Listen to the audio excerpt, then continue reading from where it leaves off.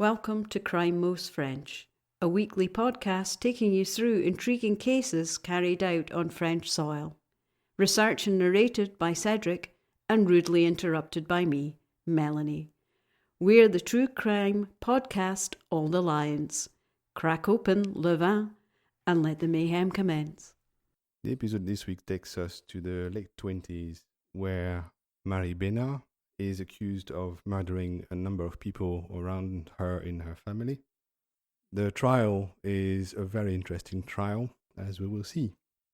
On the 16th of October 1947, Léon, then 53 years old, and Marie Besnard, then 51 years old, have been married for 18 years. Léon is known to have some health issues, and they have an alfresco lunch with some friends on an old farm that used to belong to Marie's parents. Before they get on the road to go back home, Léon doesn't feel very well and vomits his meal. His health goes downhill over the next few days. He can't eat much apart from a little bit of soup that Marie gives him. The family doctor, Dr. Gallois, is called one morning because he can't breathe anymore. He doesn't believe that it's a case of food poisoning, as most people thought at the time. He diagnoses liver problems instead, maybe possibly pulmonary problems. A blood test reveals a urea level of 1.41 grams per liter. So urea, kind of like more kidney problems. That's what, yeah. If I was told that, I would say, oh, shit, my kidneys are not working. But it didn't seem to be the diagnosis of the doctor at the time, for some reason. Weird. And because, that was 3 times the normal level. So that was very, very high. I would assume it would have looked a bit strange, like maybe grey or green or something. But anyway, no diagnosis at the time. He dies on the 25th of October 1947, so we're talking 11 days later. Mm-hmm. No, 9 days later, actually. So certainly not food poisoning then. Oh, very bad food poisoning, yeah. Yeah. His death is attributed to uremia, and Marie is a widow for the second time. Second time? Yes. Okay. Not the first time. I'm taking it her first husband wasn't killed in the war or anything, nothing. Well, let's have a look. Marie was born on the 15th of August 1896 on a farm. Which bit of France are we in, sorry, do we know? Yes, we're talking north of Vienne, maybe northeast of De Sèvres. Because she ends up in Loudun. That's where they live together with her second husband. Okay, so we're talking around about Chinon then. A good fair bit south of Chinon, yeah, probably an hour's drive from Chinon or something. So what we're talking about is the chateau heaven in French terms. You have lots and lots and lots of chateaux in the Loire region. Yeah, so it's south of that area. Okay. It's about an hour and a half north of here also. Okay. Yes, we've been there. Mm-hmm. Yeah, we've been there. Yeah, so she was born on the 15th of August 1896 on a farm. She's the unique daughter of a couple of farmers, and she grows loved. She does well at school, but she fails her end of primary school exam because she has typhoid at the time, and it keeps her in bed, so she can't go to sit the exam. That's kind of like the equivalent of the old 12 plus exam that they used to have in the UK. Yeah, that would be the same age. Mm-hmm. Yes. So you would go off to grammar school if you passed this, or you would just go into a school that was kind of like probably more vocationally driven. Okay, yeah, probably. Would it be? Yeah, they would be 11, 12, yeah. That's the end of primary school. It used to be called certificate d'études. I didn't do it. It didn't exist when I went to school, but I have the certificates from my grandparents and great-grandparents, for example. I think there was talk about bringing it back in, but as we don't have kids, then I have no idea. But it was something that they used to do right up until the 60s, I think. Okay. Certainly in the UK. Okay. So she fails her exam because she can't go, but she goes back to school. She does well again, and then because she's old enough, she starts helping on the farm. Okay.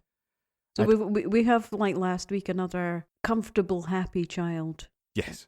Not hugely neglected. No reason to think she would be a psycho or anything like that. She didn't like to torture puppies or none of that. No.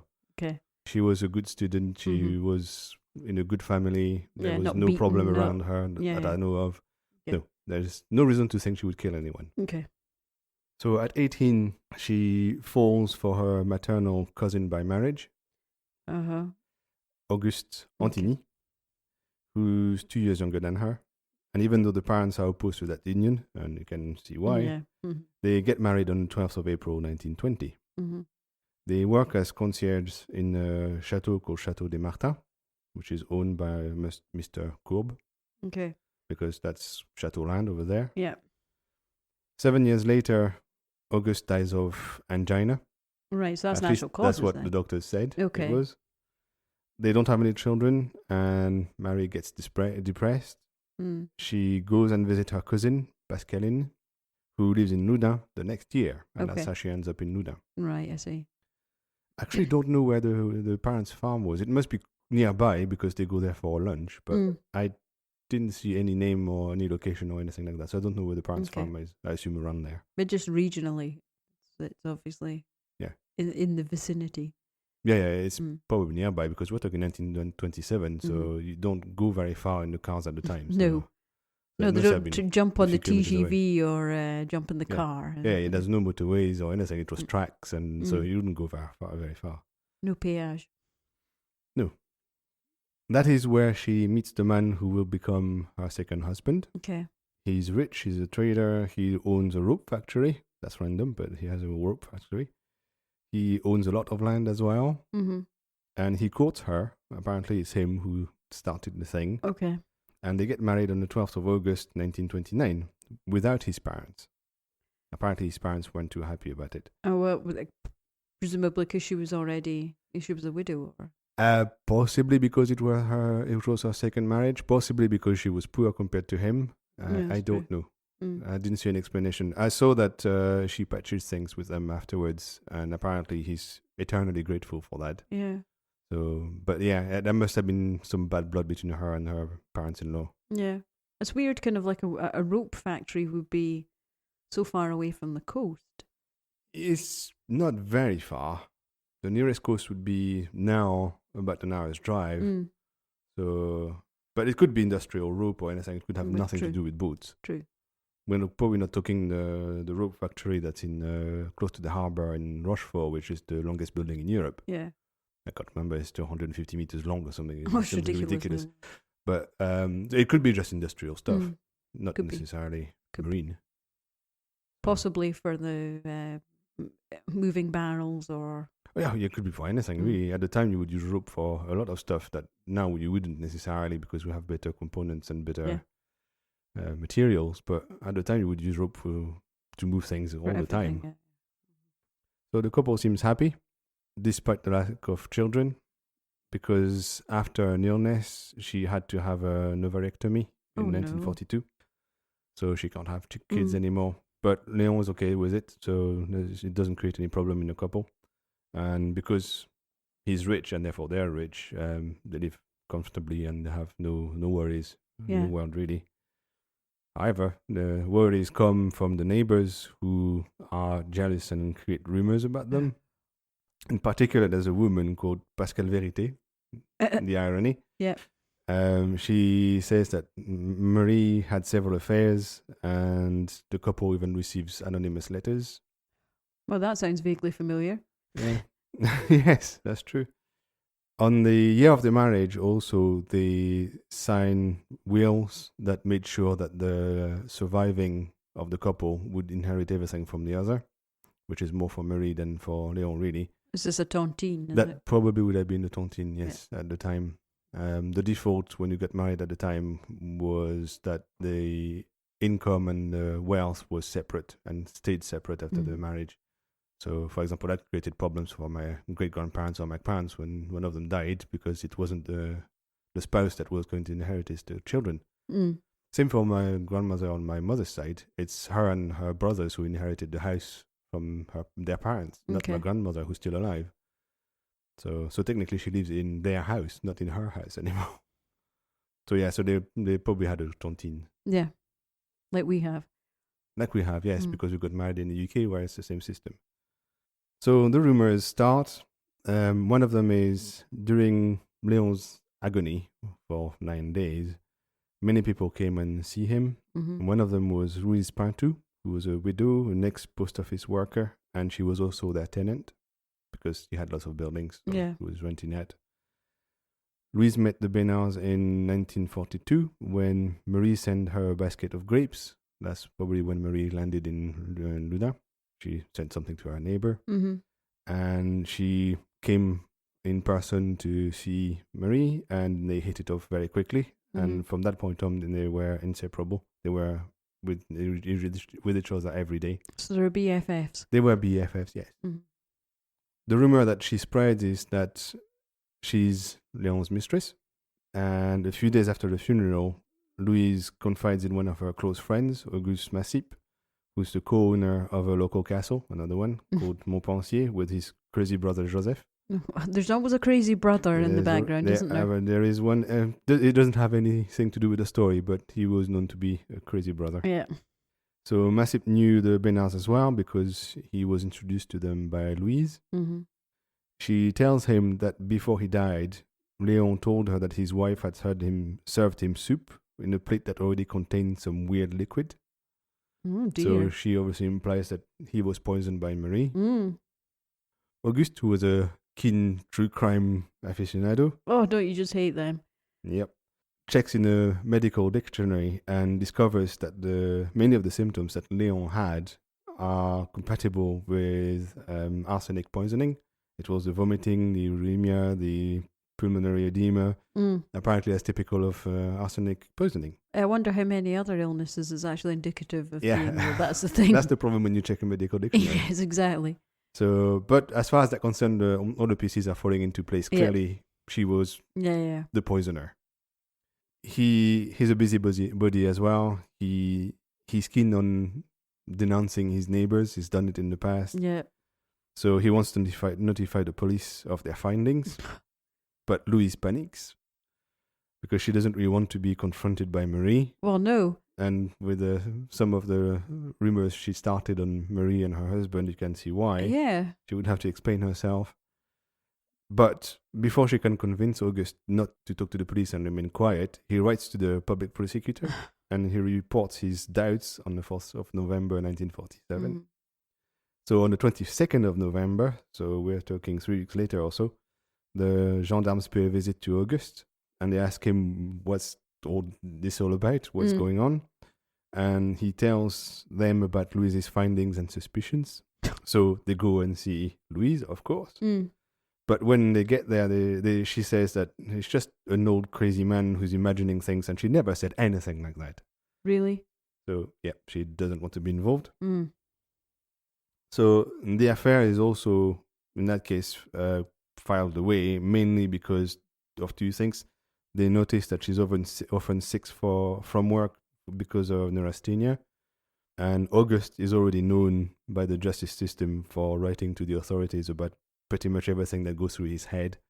So they decide, no, these two are just nutcases. Let's ignore them. Okay. Dude obviously needs a hobby. Yeah, dude needs a hobby, yes. And they think she's crazy. So. Mm. But it wasn't the first time that Louise spread rumors about the Besnards. It started in 1942 for the first time, when Marie just had her ovarectomy. Mm. As she was weak and recovering, she started trying to seduce Léon, her husband. And she went as far as kissing him, apparently, when she was in the room behind her back. So she obviously liked to take up a few risks. Yeah. I think you have to question her judgment with her friends. Yes. At this moment in time. Yeah. She also spread rumors when, after the Second World War, number of German prisoners were sent on farms in France to help rebuild the country as reparations for the war. And they received one of those prisoners called Alfred Dietz. And apparently Marie really liked him and she felt protective of him. Okay. And Louise started a rumor saying that they had an affair. It turns out that Louise was in fact trying to seduce Alfred, and she was seeing Marie as competition, so she thought that would be a way to get rid of Marie. That woman is just a bit of a nasty piece of work. Oh, she totally is, yes. Not your idea of a BFF. No. So on the 17th of October 1948, so that's a year later, a fire breaks out in the Château Montpensier, the Massip's brothers' castle. Okay, so the mad brother and the letter writing brother. Yep, them. So it burns down, not completely, but to a large part. Okay. At that point, the neighbors remember that Marie cursed the Massip brothers for having denounced her to the police the year before. Okay. She said that she wished that something terrible happened to the brother within the year, and something terrible happened to the brothers within the year. Wow. So the neighbors think, ooh, something strange. And then on the 5th of February 1949, so 3 months later also, Louise's flat is burgled. Nothing is stolen, but it's just a mess after somebody went through her stuff. Yeah. She presses charges, but nothing happens. So then the neighbor said, ooh, another thing happened to these people who denounced her. She must be a witch. So some of the neighbors consider Marie responsible as a witch for what happened to the brothers and Louise. This is in the 19th century, isn't it? It's not. We haven't gone back a couple of hundred years. No, it is nearly 1930. That's crazy. It is crazy, yes. Okay. And add to that the fact that she inherited from land from her husband. Yeah. They start spreading rumors that she's a witch and she can have spells on people, and she killed her husband. Yeah, I mean, I know how the village gossip is rife. Oh yeah. So it's understandable, but a witch? Come on. I know. Come on. But remember, at that time, lots of villages didn't even have electricity or running water. Yeah. My grandmother, who was born in 1925, grew up in a house that had no electricity, no running water. Oh, the deprivation. Until the Second World War. So yeah. It is the deep countryside at that point. And here's me feeling chapped about not having fibre. Yeah, exactly. Exactly. So at that point, the gendarmes feel that they have to investigate because things are starting to get out of hand. Yeah, totally. Yeah, and an instructing judge is appointed and he charges the gendarmerie of the inquiry. So Marie is interviewed on the 9th of May 1949 by the authorities, but the charges that they can come up with are just too thin and not backed by anything, so nothing really can be attributed to her. You can't arrest somebody for being a witch in 1930. Oh yeah, well that's it. I mean, how do you test for witch? Exactly. And it's not in the penal code anyway, so you can't arrest somebody for being a witch. No. They investigate the fire though, because that's one of the things she's accused of having done. Okay, so is she an arsonist? Yes, maybe she did it by other means than being a witch. Mm-hmm. And their conclusion is that it's a 6-year-old boy who started the fire with candles in the castle. No, that sounds more nothing logical. to do with Marie. Yeah. But of course, the brothers just don't believe that. No, they're sure it's Marie that did it. Of course they don't. Yeah. I'm sure they could probably have photos of the little kid starting the fire, and they still would deny it. Yeah, they deny it. They would say it's they would say it's fake. So to be sure that nothing more sinister is lurking around Marie and in her background, the judge orders the exhumation of Lyon. Okay. On the 11th of May 1949. Samples are sent to a doctor in Marseille, Dr. Bérou, who discovers in Lyon's remain 19.45 milligrams of pure arsenic. Ooh. Naturally, humans contain less than 100 micrograms per liter of blood. So we're talking an excess of 2 orders of magnitude in his body. So something is fishy here. Yeah. So they start a new inquiry. Now it's not for the fire and for being a witch. It is now for possibly having poisoned her husband. So they start looking into her story. Mm-hmm. And many people in Loudun point out that a lot of people have died in her family in the last few years. So they look into that. And they discover that, yes, a lot of people have died in her immediate family in the last few years. So let's have a look at the list. On the 1st of July 1927, it's Auguste Antigny, so husband number 1, who at 29 died of what we think was angina at the time. Mm-hmm. Bit young for angina, but yeah. The new diagnostic is probably TB, so it's probably related to the angina or vice versa. Angina is probably a consequence of TB. I don't really know how TB works. So something pulmonary then. Yeah, and could the have TB been. kind of like eats your... Yeah, and it could have created heart problems, don't know. But anyway, the diagnosis is not poisoning. Okay. But they still run tests just in case. Right, okay. And they discover that his body contains 6 milligrams of arsenic, so that's 60 times the normal dose. So that is quite high as well. So he did have disease, but he could have been poisoned as well. Well, at the time they're wondering if he was poisoned instead. Yeah. That he didn't really have TB, he didn't have anything, he was actually poisoned and it was misdiagnosed. The symptoms just were similar. That seems a bit weird. Okay, I don't know how poisoning could be mimic TB, but okay. Well, first of all, it was the 30s, so medicine was but, not what it is today. They didn't have the test for all that, but also it's sometimes the symptoms are similar. And true. If you're not in the mindset that the guy is going to be poisoned, you think of something else. And well, yeah, you would do, wouldn't you? Exactly. So you think of some kind of illness, some virus or something. Yeah, comfortable middle-class people tend not to murder, so you probably don't automatically assume. Yeah, fair enough. They also discovered that on the 22nd of August 1938, so 11 years later, Marie Comte, who was 86 at the time, who was Léon's great-aunt, also died. So they exhumed the body again, and they find 35 millimeter of arsenic. That's 350 times the normal dose. Well, she go to Costco for a big container of arsenic. Yeah, I don't know if you could buy it by the bucket at the time, but maybe. Because she would have needed a bucket. That's a lot of arsenic to have kicking about. Yeah. They also discovered that on the 14th of July 1939, so a year later or so, Toussaint Rivet, 64, a friend of the Besnards, is also dead. And they exhumed the body again, and they find 80 milligrams of arsenic. Wow. 180 times the normal dose.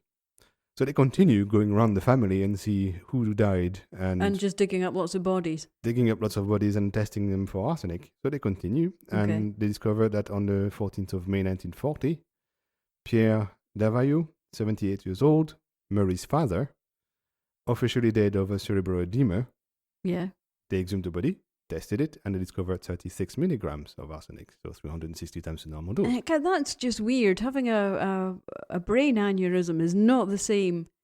I would expect the symptoms to be different. Totally different. Yes, but oh well, okay. Okay, maybe he died of that, but he was also poisoned at the time. He just didn't die of the poisoning. Could be coincidental. Could be coincidental, yeah.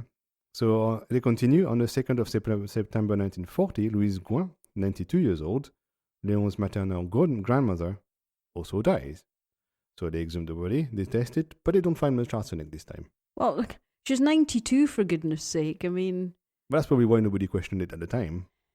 But they didn't find arsenic, so presumably she wasn't poisoned. She just died of old age. Okay. On the 19th of November 1940, Marcelin Besnard, 78, Marie's father-in-law, also died. They exhumed the body, tested, and they found 48 milligrams of arsenic in his body, 480 times the normal dose. Just crazy. That is crazy. On the 6th of January 1941, Marie Besnard, 68 years old, Marie's mother-in-law, also dies. They exhumed the body, tested, 60 milligrams of arsenic.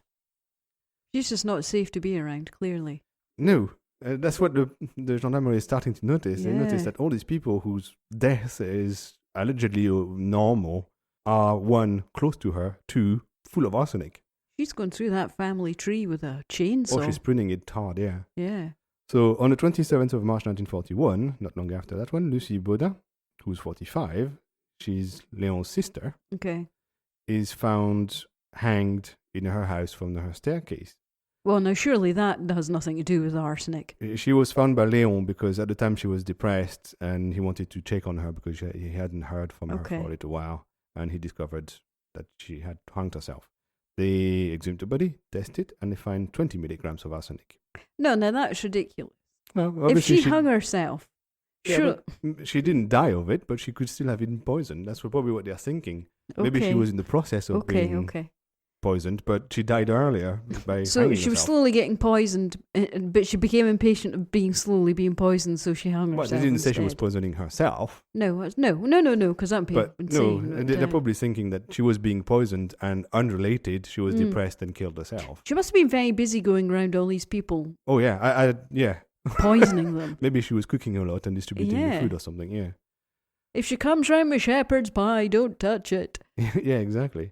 On the 27th of December 1941, Blanche Rivet, who's the widow of Toussaint Rivet, the second victim, is officially dead of aortitis, But they exhume her, test her body, and find 30 milligrams of arsenic. On the 1st of July 1945, Pauline Bodino, 88 years old, Léon's cousin, she dies. Arsenic. Body is exhumed, tested, 48 milligrams of arsenic. On the 9th of July 1945, Virginie Loudun, 83 years old, Pauline Bodino's sister. She's one of the cousins, I think. Mm-hmm. She lived with Marie and Léon during the war because their house had been requisitioned by the Germans. I think she's one of Léon's cousins. Okay. She also dies, so they exhumed her body and tested it and Arsenic. discovered 20 milligrams of arsenic. And finally, on the 16th of January 1949, Maryse de Vaillot, 71, she dies. De Vaillot is Marie's maiden name, birth name. Okay, yeah. So she must be one of her aunts or something. Mm. Yeah, they exhume her as well, test her remains and find 48 milligrams of arsenic. That's 480 times the normal dose. So how many people? That's 11 or 12. Wow. So the gendarmerie at that point thinks, something has happened and we Yeah. missed it because clearly all these people have been full of arsenic, died maybe of other causes or apparently of other causes, but clearly they're all in her family and very immediate family as well. Something's definitely afoot. Yeah. So the instructing judge decides that, definitively we need to look into it and figure out what's going on.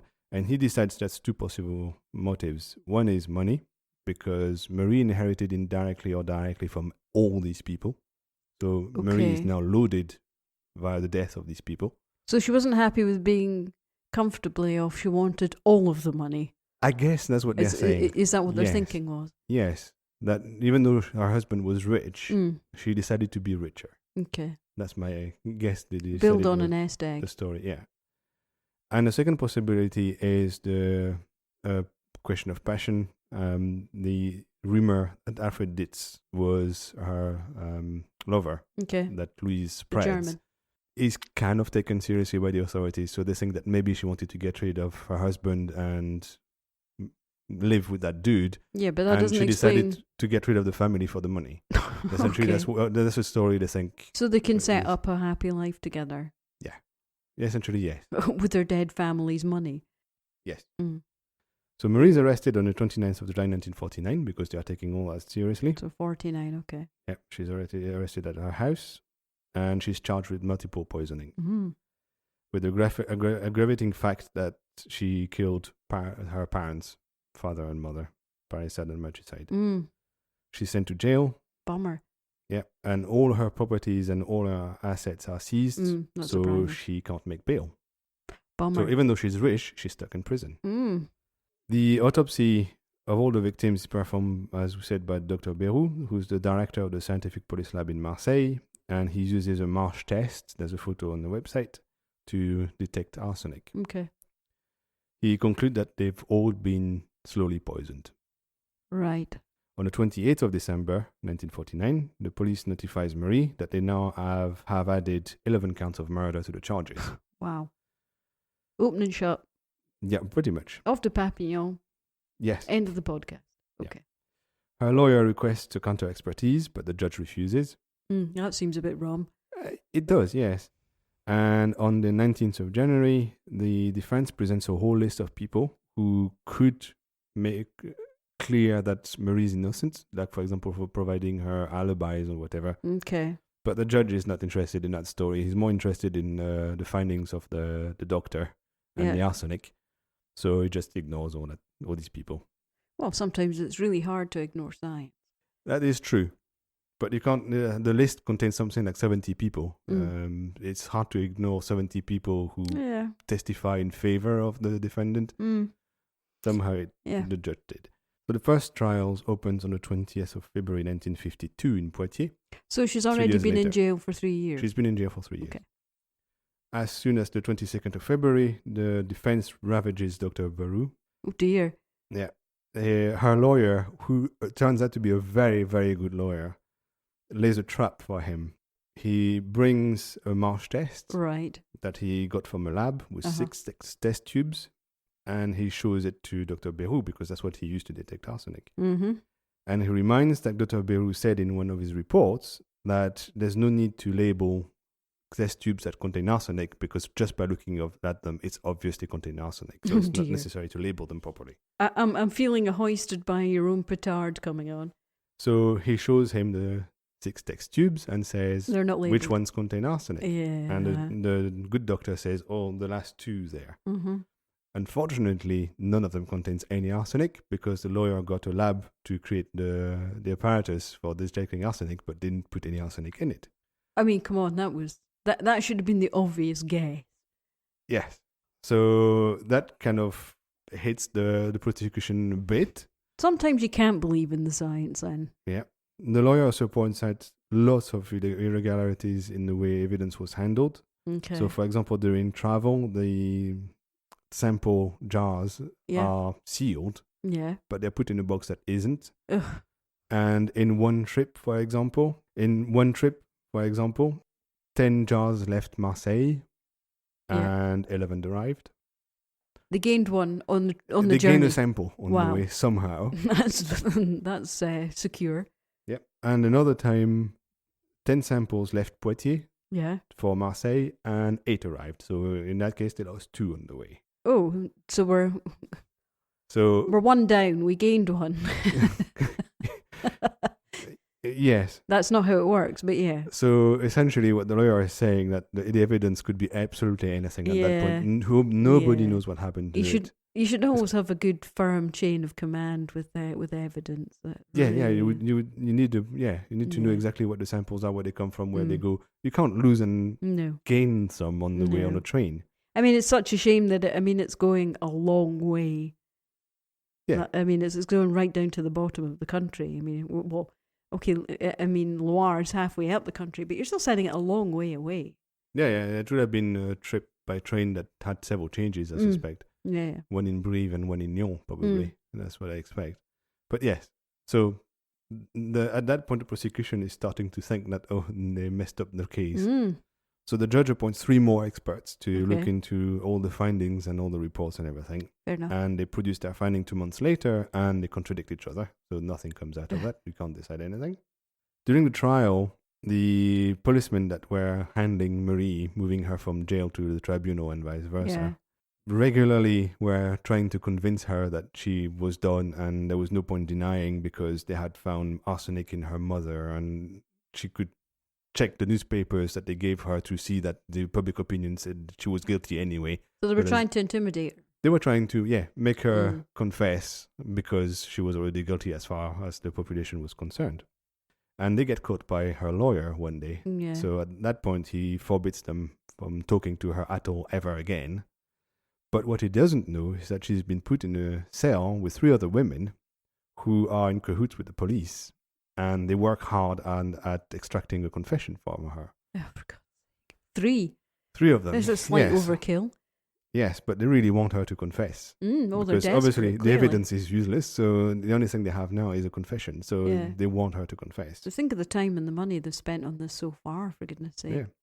So eventually she does confess. She writes a letter. Dear. Of course it ends up in the judge's hands. But because of all the problems with the evidence, with the problems with the doctor that can't see arsenic when he says he can, the judge pronounces a mistrial because, he doesn't want to take the risk of convicting her if she's innocent. So back to jail when they're waiting back to jail, another trial. Then second trial happens. Okay. It starts on the 15th of March 1954, 2 years later. So she's now been in jail prison for 5 years. Wow. This time it's in Bordeaux because it's the appeal tribunal. So we're going south this time. Yeah. During the trial, a psychiatric expert who's called André Cellier declares that Marie Besnard is normal. She's so normal that she's abnormally normal, which made me laugh. Abnormally normal. Yeah, so essentially he's saying that she's fit for trial. Oh my God, she's so normal. It's just too much freaky. Normal. She's freakily normal. Yeah, that's what he's saying. But what's more interesting is that he discovers the cell thing, and he says that it's scandalous that she was put in a cell with other people, especially 3 CIs. Yeah, I mean, to have one snitch in the environment's probably not unusual, but to surround. Yeah. Yeah. And eventually one of the 3 women confesses that they were keeping Marie awake for days on end so that she couldn't think anymore, and they were dictating her confession. She would have admitted to anything at that point. At that point, she didn't know what she was doing because she hadn't slept in days. So the cop that organized all that, you would think would get fired, but didn't get fired. Of course he didn't. But he tried to be very discreet after that. Yeah, low profile. Yeah, and the judge, who was certain that he had all the proofs he needed, discovered that he didn't. No, so clearly. He was in trouble. Her lawyer also interrogates the experts, and he makes them admit that even though they can prove there's arsenic in the bodies, they can't prove where it comes from. They can't prove that the arsenic was in the body before the burial. So essentially, all the proof they have that there's arsenic in the bodies is pointless because they can't say where it comes from or when it appeared in the bodies. Yes.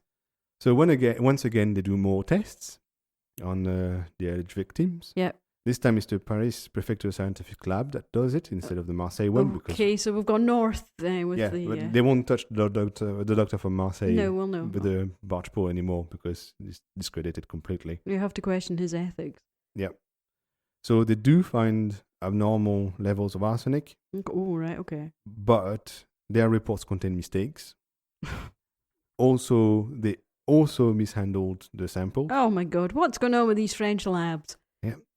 Which means that the judge and the jury require another inquiry, other tests. So on the 12th of April 1954, because that's really dragging on too long, Marie is freed on bail for 1.2 million francs. Wow. So that's a lot after of money. 5 years, she gets to taste a bit of free air for a short time. Yes. But we said that she didn't have any money because all her assets were seized. It's in fact neighbors and friends that pay for her. So she could Seems very strange that neighbours and friends of somebody who's murdered 11 people would stump up money. Not everybody thinks that she's a murderer. There's a singer, Charles Trenet.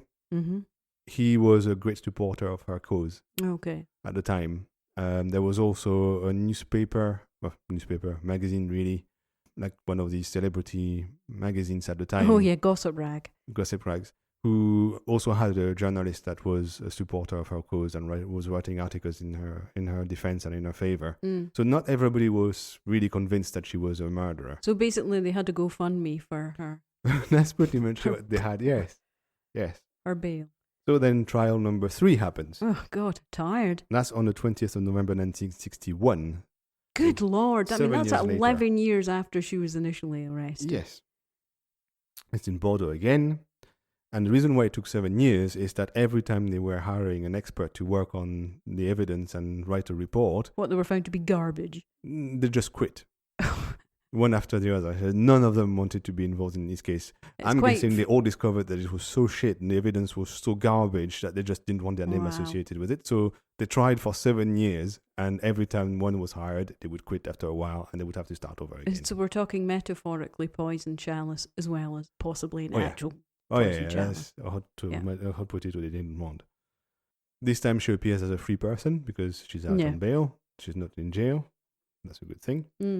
And since the previous trial, another expert, Professor René Piedlièvre, who analyzed all the samples and all the reports, confirms the finding of the 1952 report, so the first one, but he's a lot more nuanced about what it is that they found and where it came from.